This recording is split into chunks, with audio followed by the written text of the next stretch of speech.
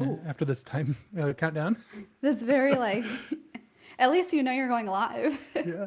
Hello, Whoa! YouTube. All right, we are live. We still haven't started the show. I can also play the intro music when we're ready to do that. Um, but Emma, it's you're Yeah, hosting, so whenever you want to, I'm happy to do that. cool. Let's just go for it. All right, cool.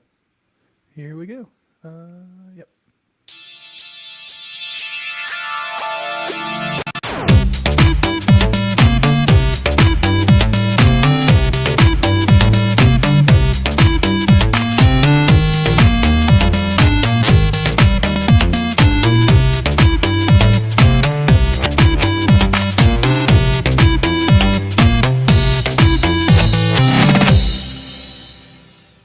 What is up, my party people? How are we doing today? Hey! Woo! So exciting. Today we have, I was going to say the infamous Kent C. Dodds, but I realized now after looking it up, that's a really bad thing. It's So more than famous. yeah, but not in a good way. So we have the Yeah. famous Kent C. Dodds with us here to talk about React tonight, and I am thrilled because when I think React, you're one of the first people that pops into my mind. So welcome to the show. We're excited to have you. Well, I'm excited to be here. It's just honored to be a part of JS Party. I've definitely listened to this podcast many times, and so really happy to be here. Yeah, great. And we also have Nick Nisi with us today. How are you doing, Nick? Hoi hoi! Happy to be here. Hi, Kent. Hello. Well, for those listening, if you're not aware, we do like a live stream with YouTube video, and Nick is wearing an NSYNC shirt, which I love, and Kent is wearing a shirt that matches his background perfectly. So love that for us. But today we're here not to talk about attire. We're here to talk about React, which I'm excited about because I never liked React when I started with it, to be honest. So I, when I started my front end career, I started with Dojo, which was quite the experience, a little bit scarring for me. And then I moved into Angular, one of the early Angulars. And then I worked with Vue for quite a long time, and I loved Vue. And when I joined my previous company, logged me in, they were using React with Redux, and I was like, "Oh my gosh, I have to learn this! Like, there's so much overhead." And now you could not pay me to leave the React ecosphere. I'm in love with it. What about y'all? What are your journeys with React? You can go ahead, Nick. Sure. So the first JavaScript conference I ever went to was JSConf 2013, where Facebook introduced React, and so I was in Mm. that room and didn't necessarily hear booze, but if you could see booze, that's what it looked like. And I looked up my old tweets from back then, and I was definitely like, "Oh, this looks like PHP. Gross. Like, why would you combine your model and view together? It's yucky." And yeah, here I am several years later, writing React full Right. time. No Uh, two-way data binding. This is absurd. yeah, Yeah. I'll just stick with Backbone, thank you. That's literally what was going through my mind at the time. But yeah, no, it's been a journey. I started off combining or writing a React wrapper around Dojo components just to get them to run. And that I didn't really like React back then, and it was mostly like the class-based syntax that I jumped in on, and wasn't a big fan of that, and like the prop types and setting all of that. It just seemed like a lot of busy work. But that's not how I write React today, and today I Mm. really like it, and I'm with you, Emma. I don't want to leave. Well, cool. Yeah, I certainly don't want to leave either. I'm really happy with React. So I first heard of React on a podcast that I was listening to while I was driving to the first NG Conf, which I think was 2014. Um, and yeah, I think Christopher Chateau was on there, and Pete Hunt and Jordan Walk. I think all three of them were on there, if I remember correctly. And they were talking about this thing, and it sounded interesting. I was pretty fresh in my developer career. I was actually still in school, I think, at the time.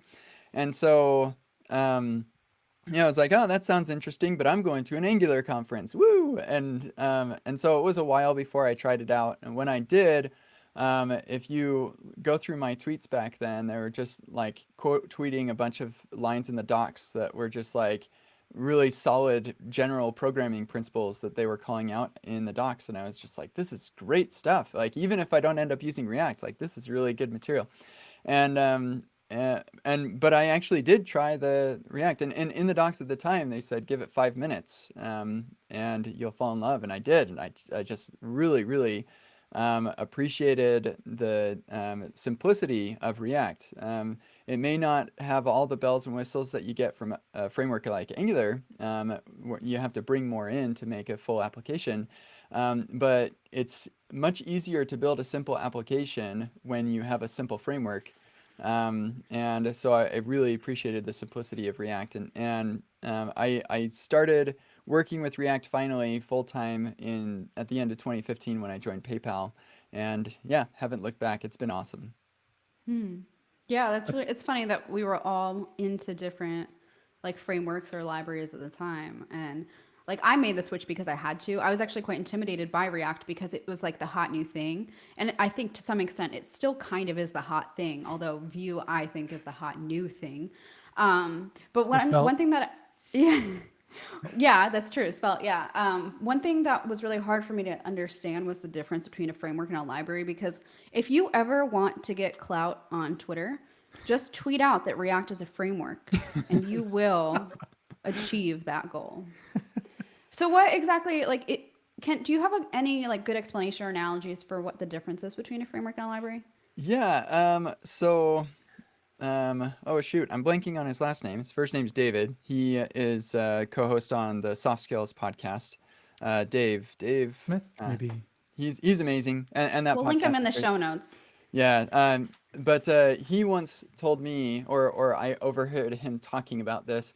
He said that a library is you calling into the library code, so you're calling library functions, and a framework is that they are calling your code. And I mean, that's probably, there's a lot more nuance than that, but I kind of like that generally. And so um, technically, React is calling our code. We may pass our React components to create element or the JSX function or whatever, but ultimately React is calling our code. And we kind of do both, right? We call, use state and stuff, but I personally consider React to be a framework. And then stuff like Remix or Next.js, I refer to those as meta frameworks. So it's a framework on top of a framework. And people can yell at me all day long about React being a library. I don't care. It's a really great tool in my tool belt. That's very true. And I think, yeah, it is nuanced for sure. Nick, what were you going to say? I think that a lot of the distinction comes down, and I don't know if it's so much true anymore, but it used to be viewed as just purely the view layer, right? It was just how you're going to render and look at that. But I think with things like more of the state management built in with like the use state hooks and all of those different hooks, it does seem like it's taking over more and more of it. And then of course there's other things that you bring in. So no React app looks the same unless you're using something like there is Mhm. there's a lot of flexibility in that, and I think that overall that's a positive thing. Well, it can sometimes add overhead too if you're trying to build Sure. like a big app and you don't know how to architect it. But yeah, I would take the flexibility. Well, I don't know. I flip flop because I like rules. So I don't know. But I think this begs the question like, why would someone learn React and why would they choose it over another framework or library? Because personally, like I found Vue much more beginner friendly for me. I don't know what it was. And this was several years ago. So now looking at the ecosystem, I would say they're on par with each other because now that we've got React hooks and like the docs are super thorough and all of that, I find React today to be much more approachable than it was back in the day when you had class components and like functional component. The syntax was just like, why? Like, why would you do one over the other? And we'll talk about that in the next segment. But yeah, why would someone learn React over another framework? But to jump in there real quick, I think that like in the early days of it and like going back to 2013 when it was introduced, like one of the biggest things that was like a hang up for me was I'm not really writing JavaScript. I'm writing this weird JSX syntax that goes in there. And like initially, for some reason, I had a big problem with that. And I don't really know why. But it took until probably like 6 to 5, which became Babel, for me to realize that I haven't really written JavaScript in a long time, like straight JavaScript. It's all being compiled down to something. And it was okay for me to let go at that time. Yeah, actually, it's interesting you say that because I saw all of the other frameworks as being even more not writing JavaScript, right? Because you spend a lot of your time writing template DSLs, a domain-specific language for Angular. And one of the things that I was really frustrated about is I spent a lot of time in the Angular, like learning Angular, and very little of what I learned in the Angular world transferred to anything else, and that was really frustrating to me.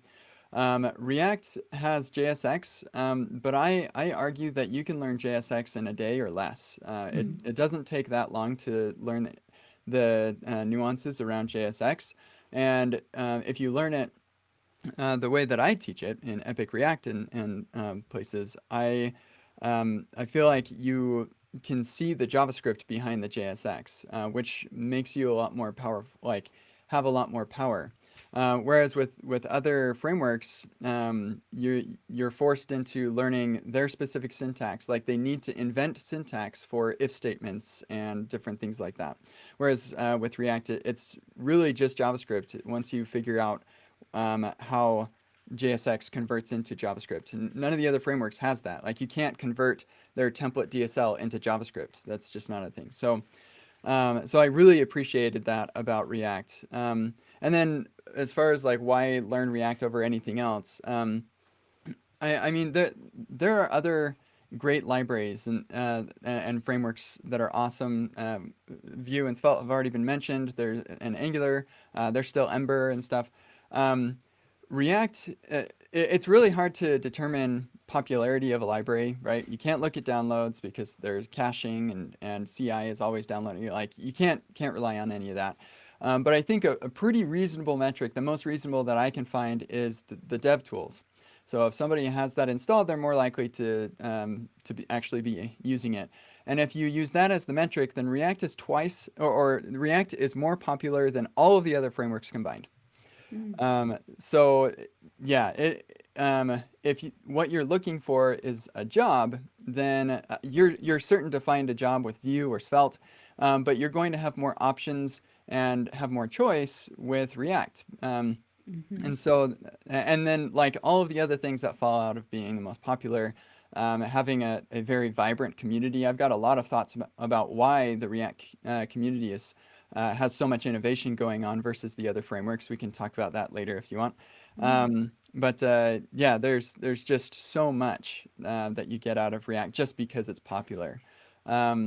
Now, like whether it's technically better or technically more suited for different types of projects, that's honestly fairly subjective. I think that most frameworks can handle 99% of the use cases that a typical person has.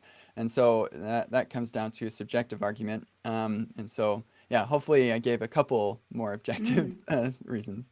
No, that's great. And I think if you look at like ease of learning, the community aspect that's backing it, the fact that yeah, it's very innovative community, those three things plus other factors, I think make this one of the most robust frameworks in the community. And I don't think it's going anywhere. It's only getting better.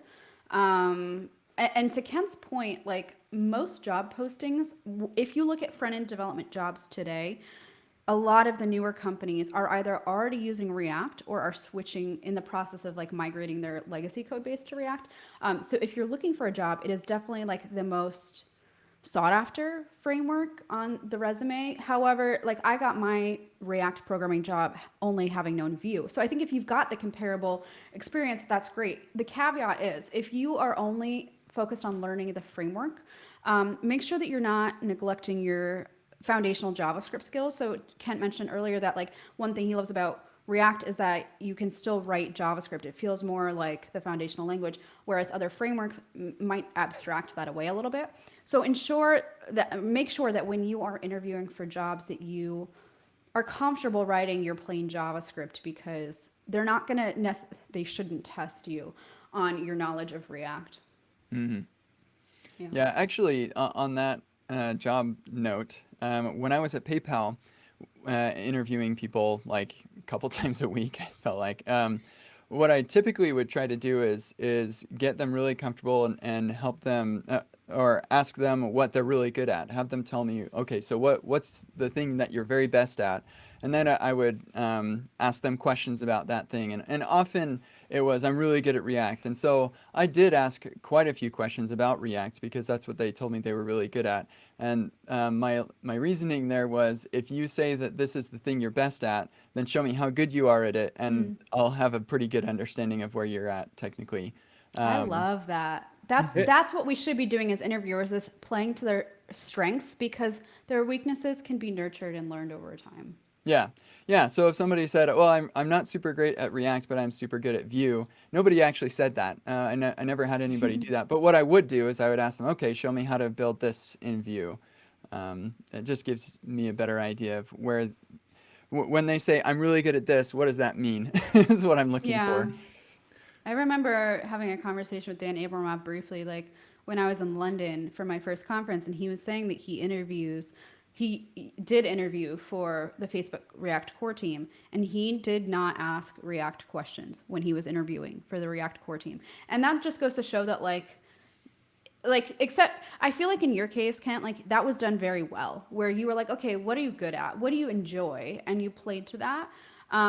But yeah, like most employers should not be testing you on framework specific knowledge, because again, a lot of it is also proprietary architecture. Like Mm, at least with the Hmm. React apps, like you can know React, but when you come into these enterprise applications, it can be very like jarring to see it in like an enterprise code base. And yeah, I mean, I would rather have a candidate who is great at foundational, like they understand scope, they understand asynchronous JavaScript, things of that nature. So, hmm Yeah, and um, it seems like with React, like modern React at least, it is kind of shying away from a lot of those quote unquote tougher parts of it. And I'm specifically talking about like classes, right? It kind of went away from that, and you don't have to worry about context nearly as much. Scope is still a big deal, obviously, and then just understanding the flow of like, this function, this component function is going to get called over and over and over again. But I was going to ask Kent why you thought that React is so good at teaching the fundamentals of, or inspiring the use of fundamental JavaScript. When that comes to my mind, it's things like using map inside of your React or your JSX to, map out, turn a property into a component, hmm and from there, and then like things like ternaries for the same or type of array thing. destructuring out of state. Like that Oh was the yeah, first time I'd seen array destructuring used. I was like, what the heck is this syntax? yeah. Yeah, yeah. I think that because JSX is converted directly to React.createElement, or the JSX function now, um, and you can actually call that and get a return value, and that return value is interpretable. Like you understand what that is. It's called a fiber. They're just React elements that are, or UI descriptors, I think is what I've called it before too. But like that alone makes it so much more approachable to me, because I'm literally just dealing with objects. I'm Hmm. creating a bunch of objects and I'm returning those objects in my functions. That's all it is. A React component is a function that returns a React element, which is an object. And like it can't get simpler than that. I really like that. Now we could talk about use effect and item potent and all of these other things that can make React a little bit more tricky, but once you have the right mental model, then it is less tricky. And what I've found is that for some of those things, they're really low level primitives upon which we can build really powerful abstractions, and we just use the abstraction. So most of my code, actually, my production code doesn't use effect very often. I'm using other abstractions that are doing that for me, which is, I think, the way that it's supposed to be. When Dan introduced it, he said that hooks were the elements within an atom, and you don't typically interact with protons and electrons. You interact with the entire atom, and so I found that React to be really simple because it allows me to simply abstract away shared code, use that shared code, and then just return objects. And yeah, and when we're interacting with objects, it becomes a simple matter of I've got an array of things. I'm going to turn this array of strings or whatever it is into an array of objects, and that's something that anybody who's done JavaScript for a while should be able to do. Or if they can't do it now, then they can learn it, and then they'll know it. And that's what's cool about React is the better I get at React, the better I get at JavaScript, and vice versa. And that was not true when I was working with Angular. The better I got at Angular, I might get better at JavaScript in some, depending on what I was doing, but mostly I was just getting better at Angular. And that was frustrating when I moved on from Angular to React. All that stuff that I'd learned is just, it's gone. And I can't even remember it now. So it literally is gone. Yeah. I'm kind of curious. When y'all were learning, did you encounter anything that was really difficult for you to wrap your mind around? Because, like, I had been coding React for a year and a half, 2 years by the time hooks came out. And I remember some of these hooks just threw me for a loop. Like, I'm trying to think. Use context was very confusing to me. If you don't work in enterprise applications or like very large scale data driven apps, like you don't really come into, this hook like often. Or I'm trying to think of some of the other ones like use memo and use effect. Like all of these were just really difficult. Use state was basically the only one that I was like, oh, I know what it does. I think that a big part of that is just the naming of it. Like they're using, I don't know for sure, but I assume that it's more like computer sciencey terms, right, for effect and context and things like that. And when I see use effect, like when I first saw that, I was like, wow, what effect is this having? Like it seems so grandiose, and it just seemed like it was really tough to get my head around it because of the terminology. But like it's actually really, it is pretty simple once you really think about that. Yeah, I can actually tell you. So when I was first learning React, we didn't even have classes. It was create class and all of that. And I think that's the same for both of you. And so like coming into hooks, it took me a little bit of time to be like, okay, yeah, this is kind of interesting. And then a little time as in like minutes of like initially I was like, I'm not sure about this. And oh my gosh, I love this. And the biggest thing for me was getting rid of class components and shareability of code. Because with class components, we always talk about the separation of concerns and how important that is in maintainable architecture. And one of the things I loved about React was that it embraced the fact that HTML, CSS, and JavaScript are part of a single concern. Those aren't separate concerns, those are separate technologies when combined to create a single concern of your button component or your accordion or whatever it is. And so, but within that individual component, there could be multiple concerns in there. One part of it is updating the document title to say how many unread messages you have, and the other one is subscribing to Firebase to get those messages, and it's spread between these life cycles. And so with hooks, I was able to keep those concerns together within the component, and if it was a reusable bit, then it's just a matter of pulling that out and sticking it into a function. It's just JavaScript at that point. Like you're just moving stuff around, just like you do with JavaScript. So anyway, I didn't have a huge problem with jumping into hooks, but I know a lot of people switching from classes to hooks was a bit of a big jump.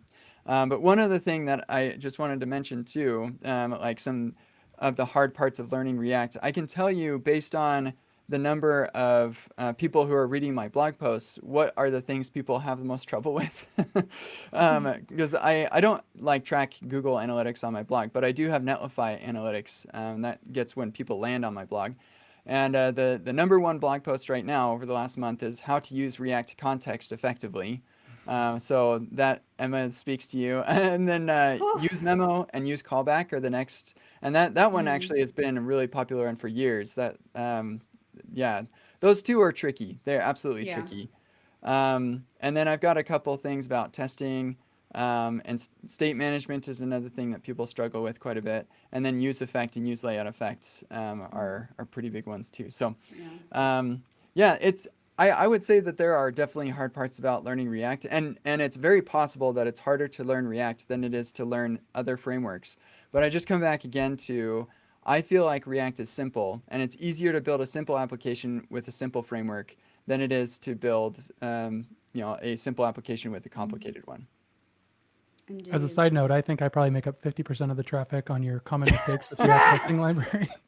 I think I link to that in almost every pull request that I'm doing. Yeah, we're using Yeah, React testing library too, and I'm like, oh, gotta go see Kent again. yeah. Actually, Nick, I thought about this the other day. If other people find themselves in the situation where they're linking to my blog posts on pull requests, a good way to stop doing that is to talk to your manager about getting your team licensed to epicreact.dev. So everybody can go through that and you're all on the same page, and then you don't have to link to the blog post all the time. Absolutely. Indeed. There's a Hey, when little we self-plug. and we're gonna link Kent's course in the notes, and we'll talk about it a little bit at the end as well. But we're gonna take a quick break. When we come back, we're gonna talk about some of the core React concepts, and learn a little bit more about the difference between hooks and class components. Cool. Do either of you need a break? Let's just keep going. I'm good to keep going. Cool. Same. Let's do it. Okay, so we talked quite a bit about hooks in the first segment, but I want to talk a little bit about hooks versus class components, because when I was learning React, it was very much about class components. And my biggest question is, what benefits do hooks have over class components? And should newcomers to React even bother learning class components anymore? Those are loaded questions, and I know that. I have really strong opinions about this, but I'll wait till Nick shares his. I'm trying to think, like, from my own personal standpoint, I would rather work on projects that are completely using functional components and hooks. I'm trying to think if there is an actual like valid reason to use class-based. Kent, you probably would know more. Yeah, okay. So, y'all ready for this? Here we go. So I actually have a talk you can find on my talks webpage that explains why React hooks are so useful, and like what the benefits of hooks over class components are. And I'll just mention really quickly. So first is the JavaScript classes have a number of challenges with them, especially when we're talking about React. And so, yeah, I explained a couple of the gotchas when you're working with, I remember when I was teaching React, I felt like the first half of the workshop, when I was teaching React with class components, the first half of the workshop was teaching about classes and the nuances there. And so it's great we don't have to worry about classes. The other thing is life cycles, having to, like, we're just, the mental model for thinking about the life cycle of a component, I think, is wrong.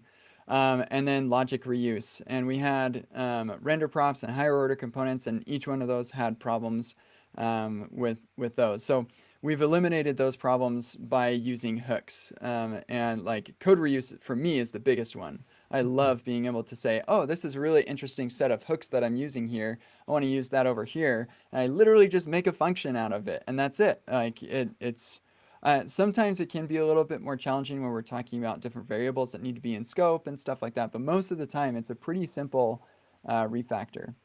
So anyway, then on the, like, should you bother to learn class components? About every 6 months, I will tweet a poll to ask people what percentage of your code base, or sorry, what percentage of your time is spent working with hooks versus classes. And just as I predicted, over time, it's more and more and more on like 0% working with classes. I'm just spending all my time with hooks. It's been almost 3 years since hooks was announced. So like this is not a surprise. And so as soon as hooks was released officially, I completely stopped teaching classes. I haven't taught anybody how to use the React class component for 2.5 years now.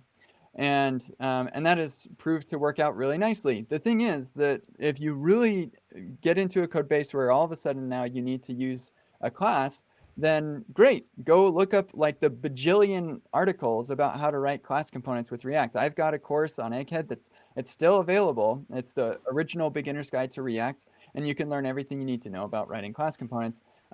Or you can watch my other course on Egghead that shows you how to refactor a class component to a function component with hooks, which is what you should be doing whenever you run into a class component anyway.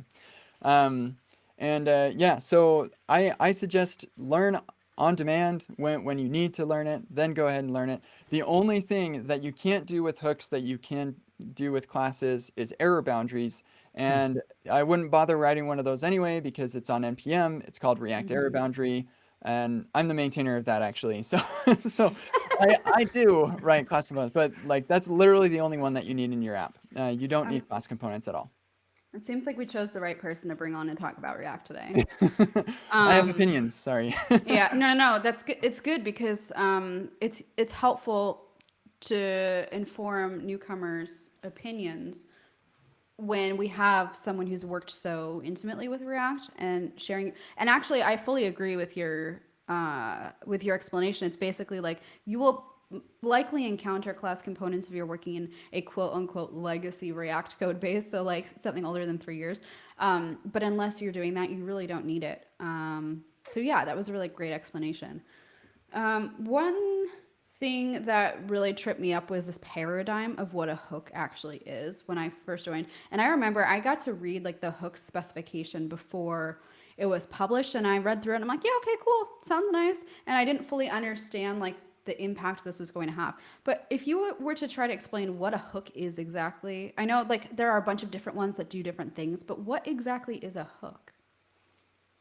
So I've got just the best resource for people who want to get a deep answer to this question, and it is from Sean Wang, also known as Swix.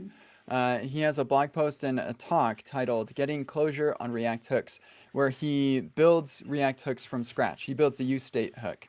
And it's phenomenal. It's a really great resource. I would write it, except he already did. So I won't even bother because it's just that good.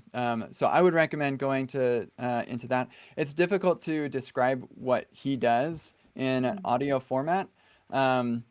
So I don't think I'll try.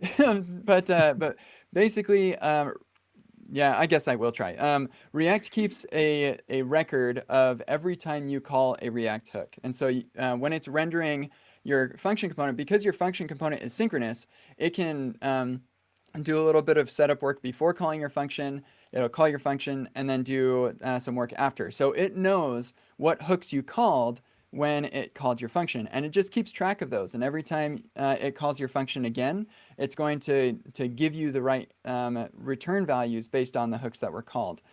This comes with a couple of trade-offs, which is where the rules of hooks come from. You can't conditionally call hooks and stuff like that because it needs to be able to track those. But anyway, if you want to dive a little deeper into that, Swix's blog post about this and talk are just phenomenal, and I'd recommend people look at that. Absolutely. All of this is going to be the largest show notes we ever create. I love it. One question that I still see to this day is, does useState or do hooks replace Redux? Especially because there's a useReducer hook, and it's like, okay, do I even need Redux anymore? Because I know we're personally at Spotify, we're in the process of ripping out Redux. That's what I was doing today. I was replacing Redux with hooks today. But can we fully replace Redux with hooks? This is a question I have too, because we don't use Redux, but I've used the useReducer hook minimally, and from that little bit of time that I've spent with it, it does seem like it. But I'd love to know your thoughts. Yeah, I've got lots of opinions on this too. So let's hear it. I never liked Redux. I tried it once and I used it in a production application at PayPal. And what I found was when I was working with Redux, I spent so much time switching tabs to different files. I had like 30 files open when editing any single feature. Now, there's the Redux toolkit, which is a drastically improved situation, and things with Redux have improved even with hooks. There's some nice hooks there, although you miss out on some of the optimization that Redux does for you, performance optimizations when you use those hooks, until we get the use mutable, use mutable source, if that's what it ends up being called. Yeah, so we're kind of or I think there's actually use context selector or something. That one's going to be huge. That'll be awesome when we get something like that. So there are some performance optimizations you miss out on if you're using the Redux hooks right now. But yeah, I just didn't like having to open so many files to do anything. And it's not just like oh, this is annoying, I have to open so many files. It's the context switching, and it's the I'm touching code that is totally unrelated to the feature that I'm working on. And that's dangerous. Anytime you do that, ask anybody who's done like regular old CSS, and they'll tell you that I don't know if it's okay for me to change this. So I'm going to duplicate it. And now we've got, at PayPal, this is not made up. We had 90% unused CSS on the project I was using because everybody was afraid to touch the old stuff. So we just duplicate the something new and call it something else. And you might just say that we're bad at CSS, but maybe CSS was bad at us. I don't know. Like, just Well, that's like, why styled components in CSS and JS was so pivotal, was like, oh, hey, we can actually encapsulate all of this logic inside the component that it's touching and don't have to worry about, bleeding like code anymore. And it's so much easier to delete things and add things and all of those things. yeah, you're precisely right. Like that was the problem that those things were made to solve. And I'd love to talk about how Remix changes the game with CSS and JS. I don't use CSS and JS anymore because of Remix, because there's some really interesting things that Remix does to make it. I don't even know what that is, to be honest. Yeah, well, let's talk about it. Yeah, give us a SparkNotes edition. Because it is great. But yeah, you're absolutely right. And that's one of the things that I loved about React was like, okay, so what is the concern? The concern is the component, and a component isn't complete without all three, JavaScript, HTML, and CSS. And CSS and JS made that possible. And the problem with Redux in that vein is it wasn't Redux by itself. In fact, I have a blog post on the epicreact.dev/articles page. That is my state management mistake. And so at PayPal, I switched over to another project. It was brand new, fresh project. And we decided to go with a different state management library solution because I didn't like Redux at all. And it wasn't like a unilateral decision. We all kind of decided. And so we ended up in pretty much just the same hairy mess. And ultimately, the problem wasn't Redux. It was storing so much of our state globally. And also treating our server cache the same as we treat our UI state. And mixing those two concepts just made things really difficult. And you end up having to make changes to files that are like far away from what you're actually working on, and you could end up breaking something else inadvertently. And so this is why I'm so excited about React Query. Although again, Remix kind of eliminates this problem as well. And so I don't need to use React Query with when I'm using Remix. But if I'm not using Remix, I'm absolutely going to be using React Query because it takes all of my server cache stuff, puts it in a really nice abstraction, and then all I have left is UI state, and I don't need Redux for that. It's I co-locate it with useState. I'll pass props a couple levels. I'll compose things properly so I don't have to pass props a couple levels. Or if it really just becomes a bit of a pain to pass things around, then I reach for context, and context is good enough that I don't need all the extra bells and whistles that Redux has to offer. Indeed. I'm right there with found you. Redux pretty confusing to learn. I really like React Query. It's made state management simpler, like in just the way that I'm thinking about it. And as a little plug for us, we did talk to Tanner Lindsley about React Query on episode 179. So we'll have that in the show notes. I listened to that one. It was great. Nice. So, okay, we've talked about hooks like theoretically, but let's just quickly go through what some of these are, because we might have some new listeners, and I think it's really beneficial to just kind of run through what a few of these do, the ones that you're going to see the most often. In my opinion, useState is probably the one that's used the most often. The syntax for this, again, was very confusing to me when I first saw it because I had not seen array destructuring in like a proper, like practical way. So you'll see like const, and then you've got two square brackets, and inside you've got two variable names, most likely. Do you always need to put the setter and the variable, like the state variable? You need both, right?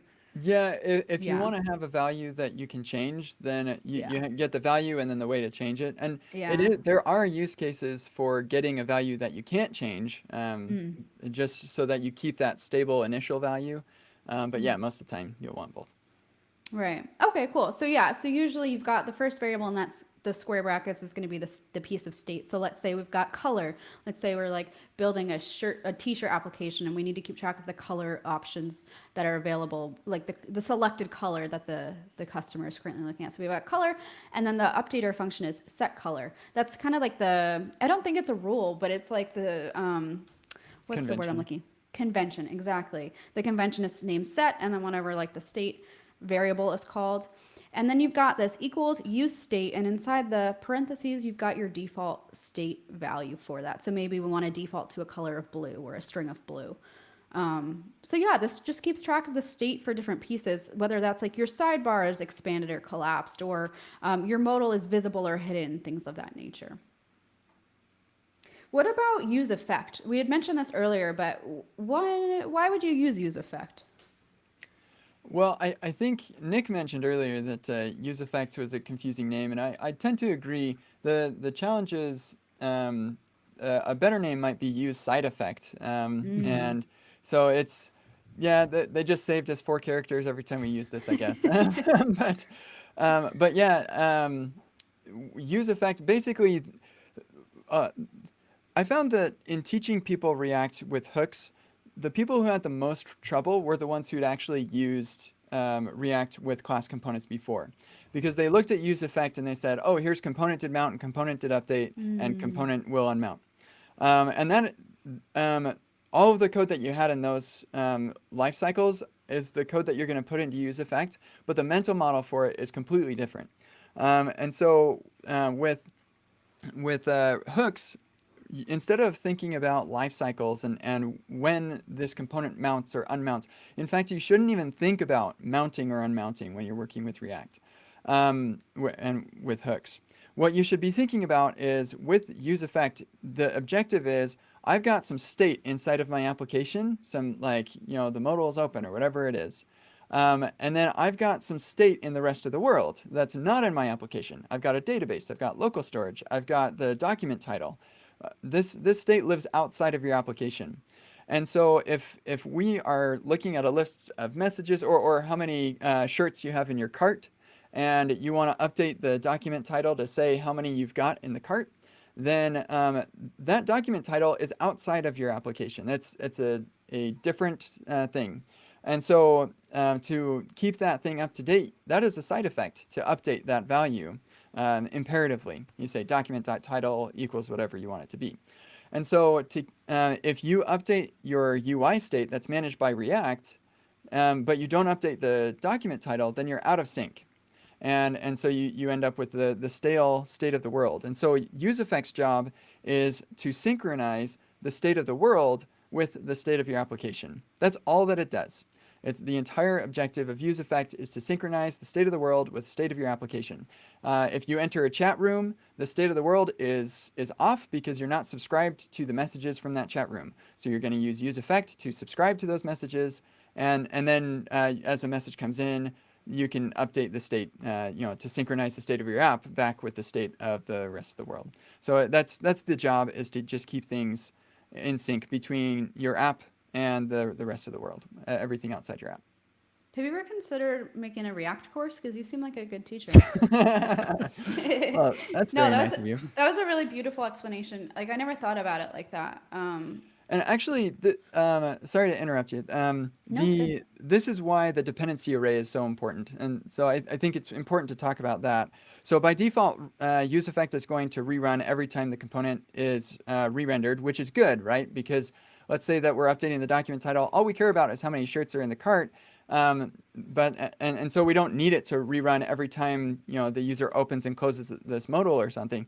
But it's not bad to have it rerun and update the document title to just the same thing, right? It's not incorrect to do that. So that I'm glad that that's the default. But there are other things that we do, like make requests and stuff, that would probably not be a good thing to do unnecessarily. And so we have this dependency array. And so when we're talking about synchronizing the state of the world to the state of our app, we need to tell React what are the things that, if changed, will cause this to be out of sync. Okay, so that would be the shirt count, or the number of shirts in our cart. And so that's what we put in the dependency array. And if we say, oh, you know what, I only care about this happening on mount or something like that, and you put your open and close brackets as the dependency array there, then like that's fine. You'll have to ignore the ESLint rule, which you probably should have enabled on your project.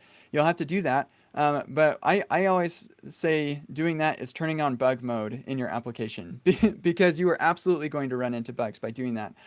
Because you're effectively telling React there's no way for the state of the world to fall out of sync with the state of the app. And so so don't bother running this again, where that's actually not the case. That's beautiful. I love that.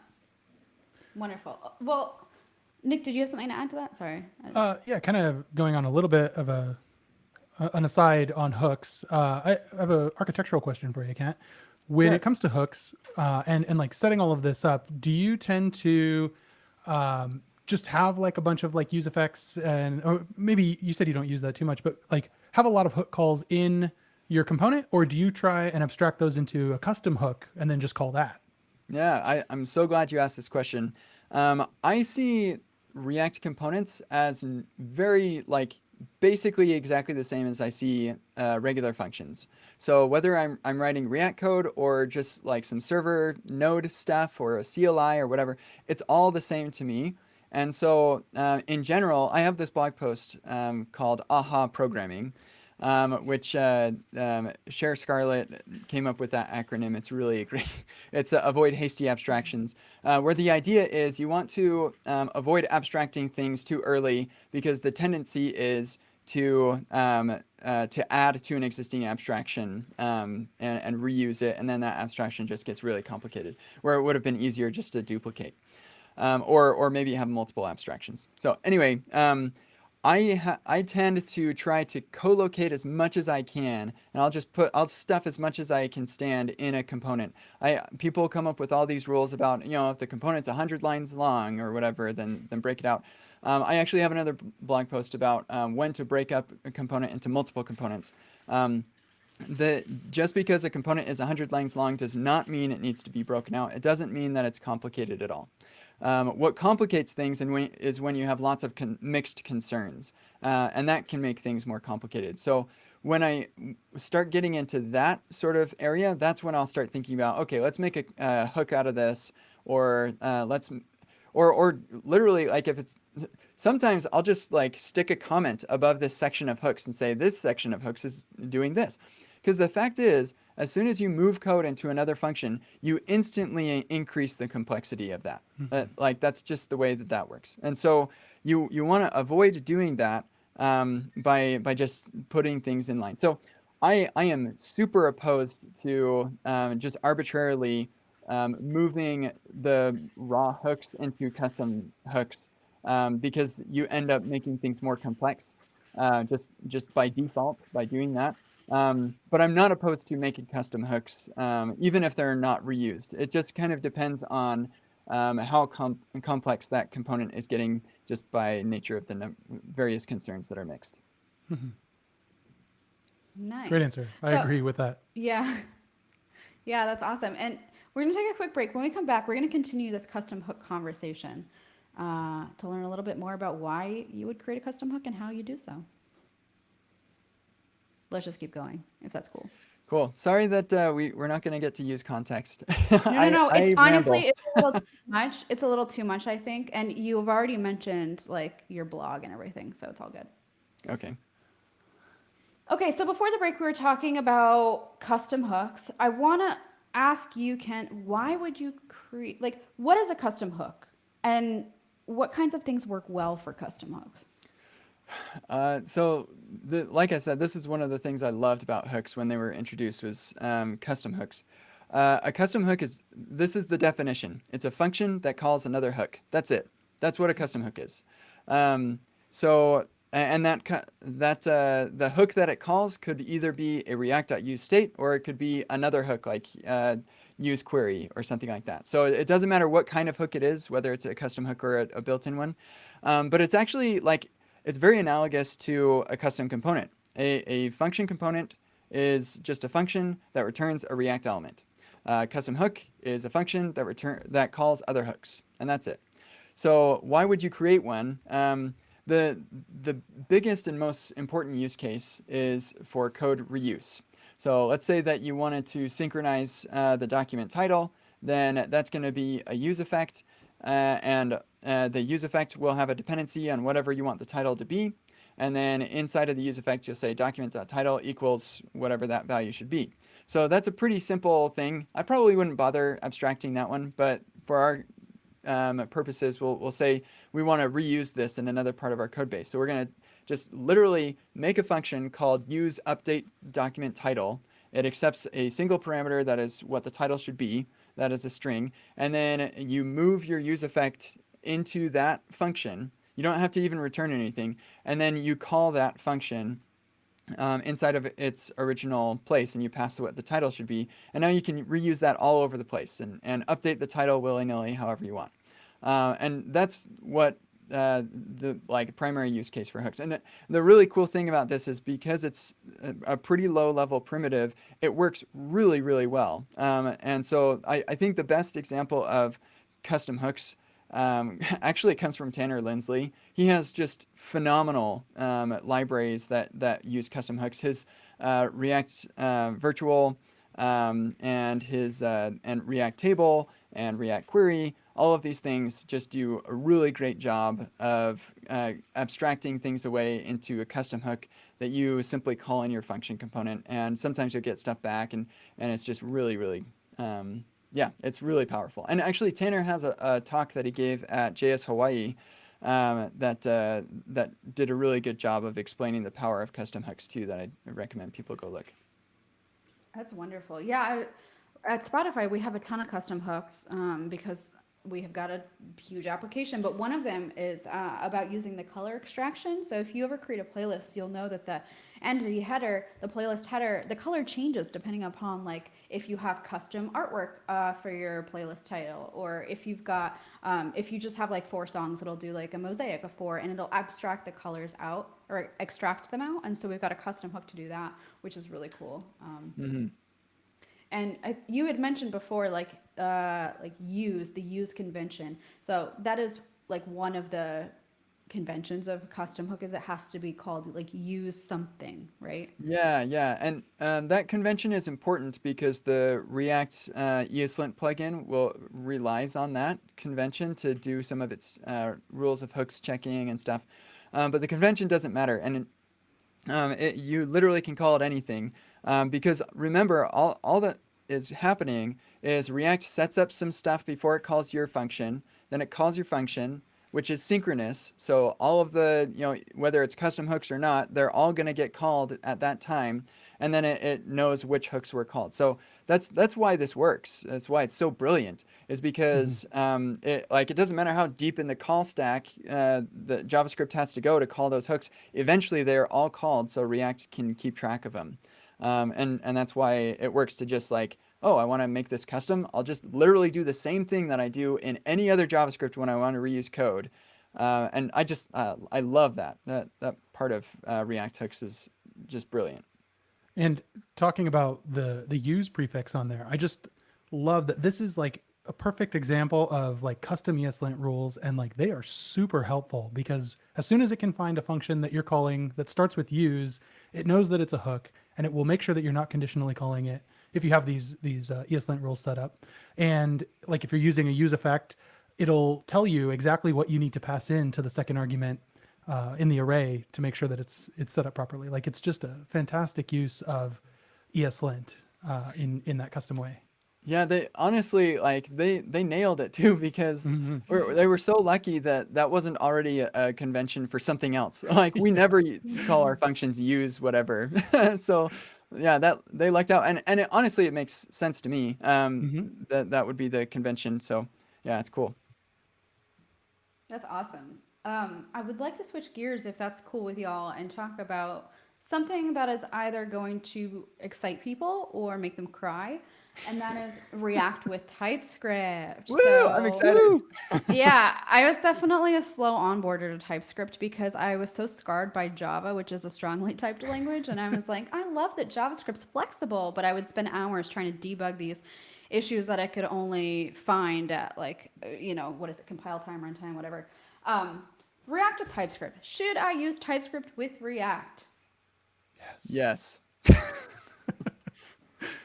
Yeah, I think so too. I've used it. Well, we use it at Spotify. We use it. We've used it at my previous company as well, and it just saves your butt if you have large applications that deal with large or like very complex object structures. Like think about like let's just take an example of like a Spotify playlist. You've got a list of songs. Every song has an artist. It has a duration. It has an album. It links to these different artist pages. It can feature people. Playlists have names and custom cover art. And the shape of these objects are so intensely complex that it's super easy to forget different pieces of what's required when using them. And so TypeScript has saved my butt so many times with creating the shape of these different objects. It has auto completion and it helps me avoid a lot of bugs that otherwise I would spend hours looking for the solution to. Mm-hmm. Kind of going back to class-based, or like, I don't know if it's exactly class-based React, but when I first got into React, one thing that I found super annoying was I was creating my class, and I think I had like a static props property on there that was everything listed out, and then I had all of that duplicated again in a prop types, and that was just so much code for not very much. And then a simple TypeScript interface kind of replaced it all. And it's of course not doing any runtime type checking, but it's really good enough for what we need. Yeah, if you want runtime type checking, then that's what we had with prop types, right? And so people will often ask me like, what's the, does TypeScript replace prop types? And most of the time people will just say yes, but there is nuance to that, right? With prop types, you did get runtime type checking, but with prop types, you had to run the code to get the warning. Whereas with TypeScript, you don't have to run the code at all. You can just get the warning right in your editor. So I think it's a fair trade. As long as you do a good job of typing at the edges, where you're reading things from local storage or getting things from the API, as long as you're confident with those typings, then you're just way better off with TypeScript. And I used Flow type before using TypeScript. We were on Flow at PayPal, and then we migrated to TypeScript. Yeah, it like using a typed language or type checking is I wouldn't do it any other way. It's just phenomenally better. I also just want to give props to the TypeScript team for so quickly jumping on and supporting things like JSX with TypeScript. And they even changed like the casting. It used to be like the open angle brackets for casting, and now you can do as whatever. Like that was just immediate, so that you wouldn't get confusing like bracket syntax inside of your JSX. Right. I liked that sneaky little like pun. You want to give props to the team. Cute. Totally intentional. I know dad joke radar has gone off.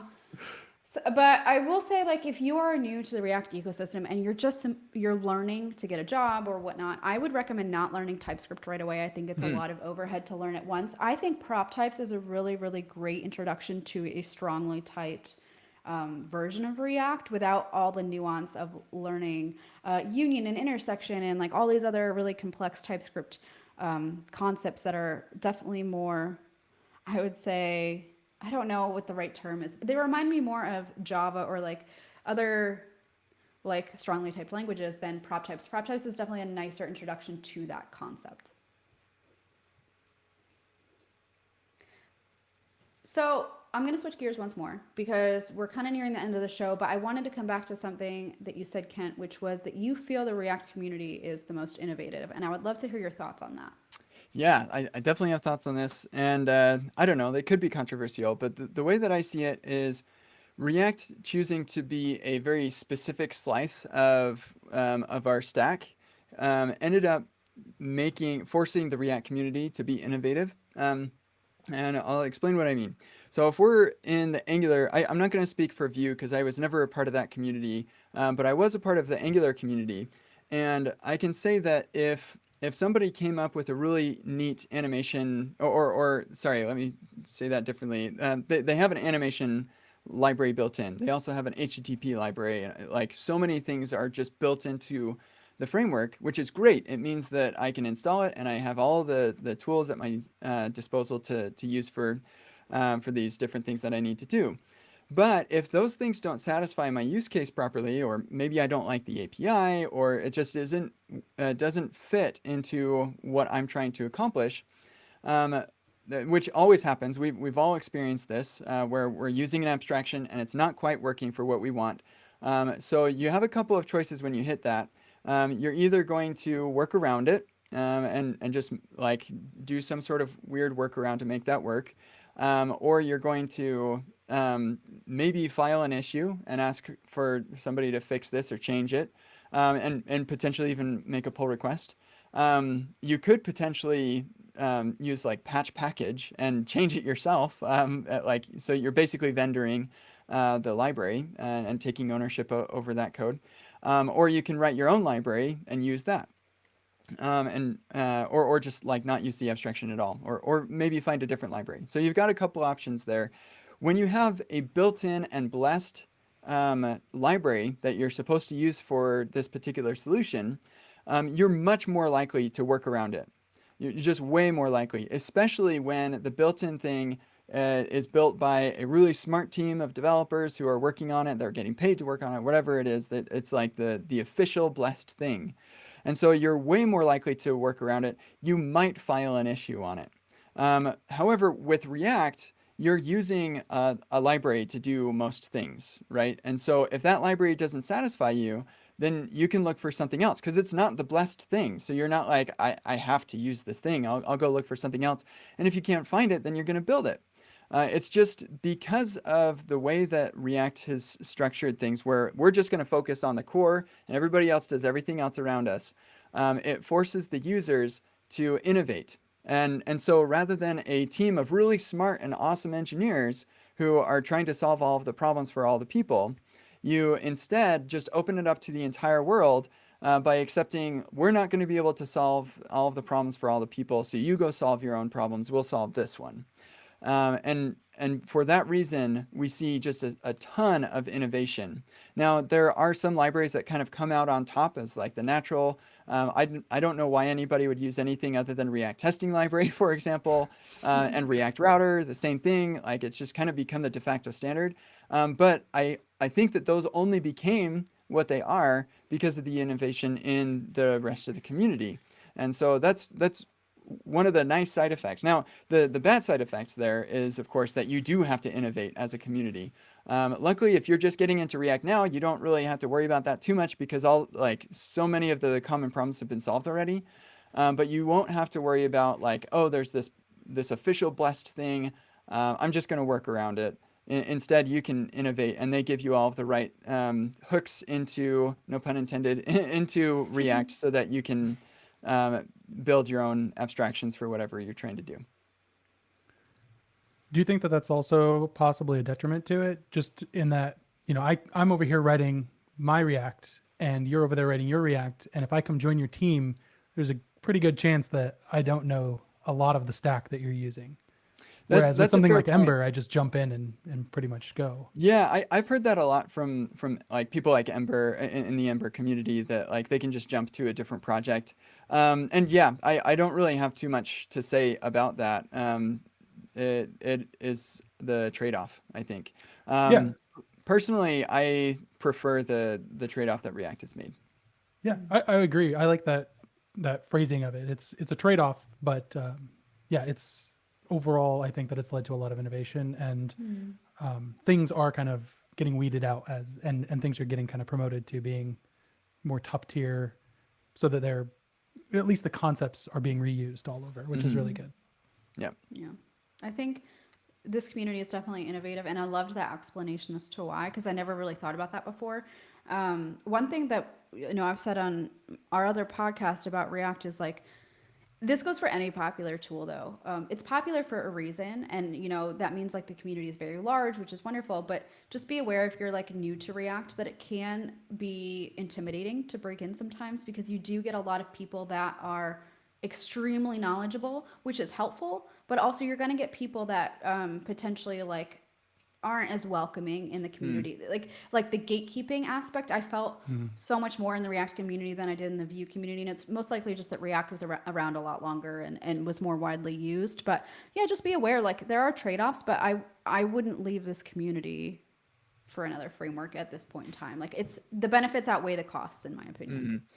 Yeah, it is a shame. There definitely is some gatekeeping, and there are some toxic individuals in the community. I and I don't want to excuse that. We just like we need to improve. I think Mm, one um, aspect of the that problem, I think, is because the React community is just so big. We get a like a percentage of the world as part of this community, right? And mm, unfortunately, a percent of the world are a bunch of jerks, mm. and so they end up joining every. There are jerks in every community just for Yeah. that reason. There just happen to be more in React, the React community, because the React community is bigger. Um, but again, I don't want to excuse the React community for that. And to be clear for folks outside the React community, this is not a super common problem, I think. Mm-hmm. For the most part, the React community is awesome. Yeah, And absolutely. I wouldn't say that the React community is especially toxic. Mm. But there is some there that we'd love your help to Yeah. join our community and make it better. Yeah. And I think, it's teachers like you and other industry pioneers that are doing really great work and calling out the bad behavior and standing up. Like Dan Abramoff has done a really great job Hmm. on that front, kind of like making it known that like we've got work to do. But, all those steps are steps forward. And it's just that the jerks scream louder. But that, to Ken's point, Hmm. it's in every community. So don't let that be a deterrent to you. There are more good eggs than bad. Hmm. Real quick, Nick, I think you had wanted to talk about Remix Yeah, I know that we don't have a lot of or time left. Kenton. Yeah. We're like over time, but No, it's all um, good. so Remix has eliminated so many of the problems that I've had with React that I didn't realize were problems, that I just kind of had accepted. And that's what hooks did for me, actually. Like I remember when I first saw hooks, I told Ryan Florence, I feel like hooks are solving problems that or that um, hooks are making React better when I thought React was as good as it could get. And Remix is kind of doing the same thing. So Remix is a framework that is built by Ryan Florence and Michael Jackson, the creators of React Router, and it is a phenomenal framework. It's still pre-release, but it is um, it let me put it this way. I'm building a really awesome React application right now for my website. And my website's like, it's an actual application. There's like user accounts and a bunch of really cool things I'm adding to it. It's not just like a developer portfolio. And I have never been more productive working with React than having Remix. I also have maybe like 2 calls of use state in the whole thing. I don't, I might have one use effect in there. Like it's a real app. Like I'm not just like throwing away or throwing together some toy stuff. Remix, I'm also not using any CSS and JS. I can write regular CSS because what Remix does is it gives you nested routing and it allows you to have a lot of control over what is on the document at any given time. So you're in charge of rendering the entire document. You are rendering the HTML element. So like from the top down. So actually, when I said earlier that updating the document title is a side effect, with Remix it doesn't have to be because you actually render the document title. You could put that in state and just render that, which is really awesome. I have a class name on the HTML element that's actually in state. So it gives you control over the link tags that are on the page, the meta tags. You don't have to use something like React Helmet. And yeah, I could go on for way longer than we have. We've already probably talked too long. But if you haven't already looked at Remix, give it a really solid look because it's changing the game. It really is. And I think that you should, give it a solid look. Absolutely. I love Oh, that. and sorry, I should add also, they are not paying me to say this. So like there's no conflict of interest here. People often will be like, what are they paying you for that? No, they're not. They're not. I just tell people what I'm excited about naturally. And I've never been more excited about Remix, or about building React applications, since Remix came around. Wonderful. So I think, There's go ahead, Nick. one more thing I wanted to, I guess, kind of plug for you, Kent, is that Epic React course. Oh yeah, thanks. Well, I will say, as a paying user of that, I use that to learn hooks and learn how to do kind of more modern React after doing a lot of class-based React before. And I will say also that your genius marketing of the podcast you did with Chantastic on that. I Oh listened to all yeah. of those episodes before I bought the course, and it really, like, it was just phenomenal being able to go through that, hear about your career and your life and what led you to create this course and such. And then it was just a very effective course to get me up and running with React. Yeah, Well, our whole thank team you. bought it at Spotify, and we had like an Epic React like weekly meeting. Unfortunately, life gets crazy when you're working on building the Spotify desktop app, so we had to like commence or not commence, pause. English is hard for me. But yeah, I can attest to that. Where like your course is definitely the most comprehensive one for all things React. It's not just intro to hooks. It's like from conception to deployment, including testing, right? So. And performance, and thank you. I'm glad that you mentioned that. And the podcast, people can find that at epicreactdev or slash podcast. But I put a lot of stuff into this. I've been teaching React for a really long time, and yeah, it's a pretty big thing. So thank you for your kind words. Of course. Well, we're really happy that you could join us today. It was such a pleasure to talk with you again.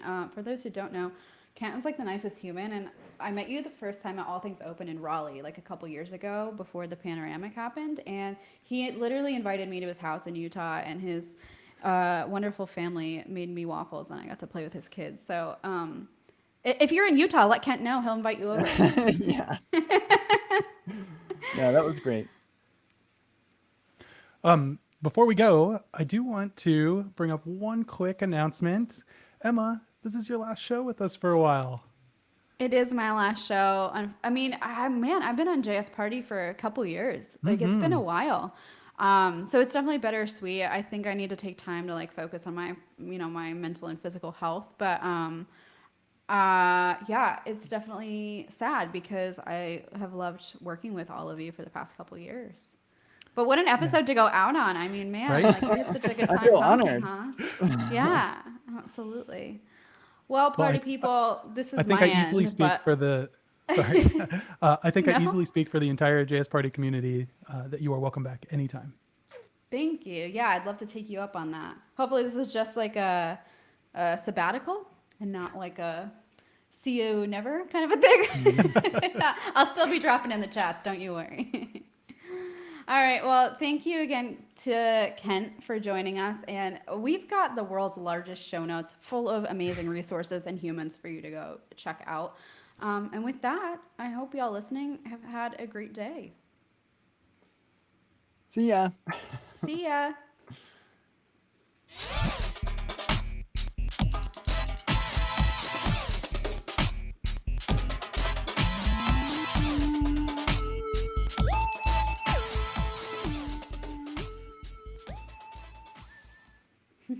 What outro music was that? That was quite the outro music. Yeah. The music always sounds different on normal speed. Yes. That was awesome. I had so much fun, and I think that's going to be useful for like not just beginners, but like everyone across the spectrum. Cool. Yeah, I hope so so. exciting. Yeah. Yeah. Thank you so much for joining us. I know you're like a busy human. Well, so are you. And yeah, and in fact, you're kind of like a busy humans right now. So Yeah. Oh. I posted it in the chat there, the upload link that'll take you to a Oh. Dropbox for your backup. Okay, Oh, great. Um, this is yeah. Riverside's really